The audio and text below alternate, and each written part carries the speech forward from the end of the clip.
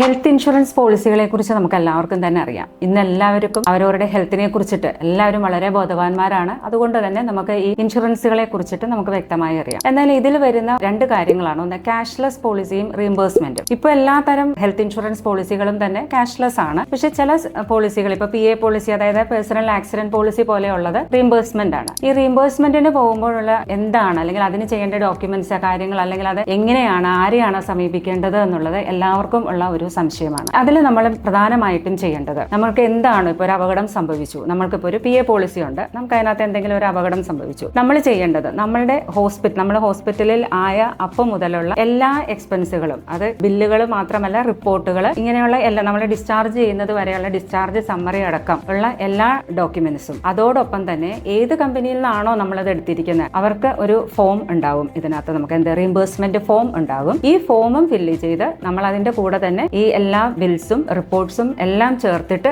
നമ്മൾ കമ്പനിയുടെ മെയിൽ ID-യിലേക്കാണ് നമ്മളത് സബ്മിറ്റ് ചെയ്യേണ്ടത്. ഇങ്ങനെ എല്ലാം ചെയ്യുകയാണെന്നുണ്ടെങ്കിൽ നമുക്ക് അതിന് എല്ലാത്തിനും ഒരു നിശ്ചിത കാലയളവുണ്ട്. ആ പരിധിക്കുള്ളിൽ തന്നെ നമുക്കിത് റീഇംബേഴ്സ്മെന്റ് കിട്ടും.